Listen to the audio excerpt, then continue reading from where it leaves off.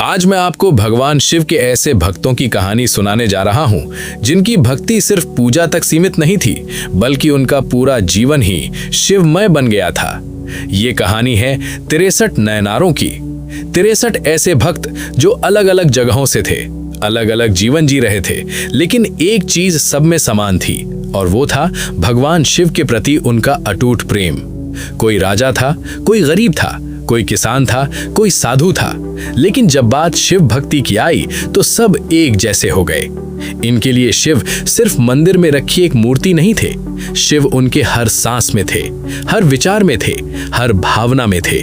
सोचिए, अगर कोई इंसान सुबह उठते ही भगवान को याद करे, दिन भर हर काम करते हुए भगवान को महसूस करे और रात को सोते समय भी उसी नाम में डूबा रहे, तो उसका जीवन कैसा होगा। बस यही जीवन था नयनारों का। इनमें से एक थे अप्पर, जिनका असली नाम तिरुनारोक्करसर था। उनकी कहानी बहुत गहरी है। शुरुआत में उन्होंने शिव भक्ति का रास्ता नहीं चुना था, वो एक अलग मार्ग पर चल पड़े थे। लेकिन जीवन में एक समय ऐसा आया जब उन्हें अंदर से खालीपन महसूस हुआ और उसी समय जैसे किसी ने उनके अंदर से आवाज दी। उन्होंने शिव की ओर रुख किया, लेकिन ये रास्ता आसान नहीं था। उन्हें विरोध झेलना पड़ा, समाज ने सवाल उठाए, लेकिन उन्होंने एक चीज नहीं छोड़ी और वो थी उनकी भक्ति। उन्होंने हर कठिनाई में सिर्फ एक नाम लिया, महादेव, और धीरे धीरे उनका जीवन ही बदल गया। उनकी कहानी हमें ये सिखाती है कि अगर सच्चा भाव हो तो इंसान किसी भी रास्ते से लौटकर भगवान तक पहुंच सकता है। अब एक और नैनार की बात करते हैं, सुंदरर। इनकी भक्ति थोड़ी अलग थी। ये भगवान शिव को अपने मित्र की तरह मानते थे। डर नहीं, दूरी नहीं, बस एक अपनापन।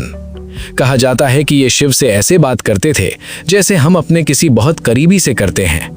कभी शिकायत करते, कभी प्यार जताते, कभी नाराज भी हो जाते, लेकिन उनकी हर बात में प्रेम था। उनकी भक्ति हमें ये सिखाती है कि भगवान से रिश्ता सिर्फ डर का नहीं होता, वो प्रेम का भी हो सकता है। अब जरा सोचो, एक छोटा सा बच्चा जिसकी उम्र बहुत कम है, लेकिन उसके अंदर इतनी गहरी भक्ति हो कि बड़े बड़े लोग भी उसे देखकर चौंक जाए। ऐसे ही थे तिरुज्ञान संबंदर।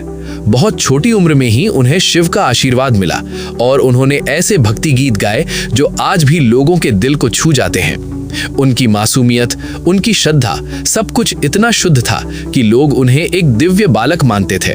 उनकी कहानी हमें ये सिखाती है कि भगवान तक पहुंचने के लिए उम्र नहीं, दिल की सच्चाई चाहिए। और अब एक ऐसी भक्त की बात जिनकी भक्ति सुनकर दिल हिल जाता है। कारेईकल अम्मैयार, एक साधारण गृहस्थ महिला, लेकिन अंदर से पूरी तरह शिव में डूबी हुई। धीरे धीरे उनका मन संसार से हटता गया। उन्हें घर, रिश्ते, दुनिया सब छोटा लगने लगा और एक समय ऐसा आया जब उन्होंने सब कुछ छोड़ दिया, सिर्फ और सिर्फ भगवान शिव के लिए। उनकी भक्ति इतनी गहरी थी कि उन्होंने अपने रूप की भी परवाह नहीं की। बस एक ही चाह थी, महादेव के चरणों में स्थान। उनकी कहानी हमें ये सिखाती है कि जब भक्ति अपने चरम पर पहुंचती है तो इंसान को बाकी सब चीजें महत्वहीन लगने लगती हैं। अब सोचो, ये सिर्फ 4 भक्त नहीं थे, ऐसे ही 63 लोग थे। 63 अलग अलग जीवन, 63 अलग अलग कहानियां, लेकिन मंजिल एक ही, भगवान शिव। कोई अपने काम के बीच में भगवान को नहीं भूला, कोई अपनी गरीबी के बावजूद भक्ति से पीछे नहीं हटा, कोई अपने दुखों में भी शिव का नाम लेता रहा।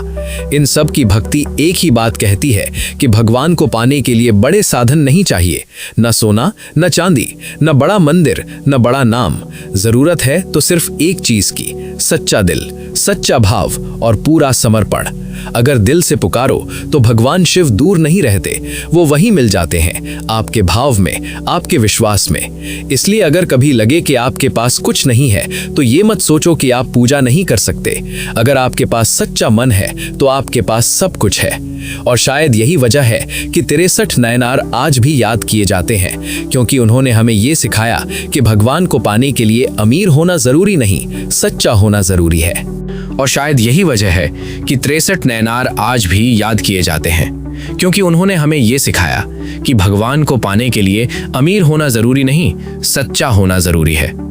अगर दिल से पुकारो तो भगवान शिव दूर नहीं रहते, वो वहीं मिल जाते हैं, आपके भाव में, आपके विश्वास में। और सच बताऊं, इन नयनारों की जो कहानी है ना, ये मुझे पहली बार सुनने को मिली थी प्रदीप मिश्रा जी की कथा में। वहीं से मेरे मन में ये भावना आई कि इस सुंदर भक्ति परंपरा को आप सब तक पहुंचाना चाहिए। इसलिए मैंने सोचा क्यों ना इस पर एक पूरा वीडियो बनाया जाए, ताकि हम सब मिलकर इन महान भक्तों की भक्ति से कुछ सीख सकें। अगर ये कहानी आपको दिल से छू गई हो तो वीडियो को लाइक जरूर करें और चैनल को सब्सक्राइब करके अपना साथ जरूर दें। आपका छोटा सा सपोर्ट ही मेरे लिए बहुत बड़ी बात है। और कमेंट में जरूर लिखें, हर हर महादेव, श्री शिवाय नमस्तुभ्यम।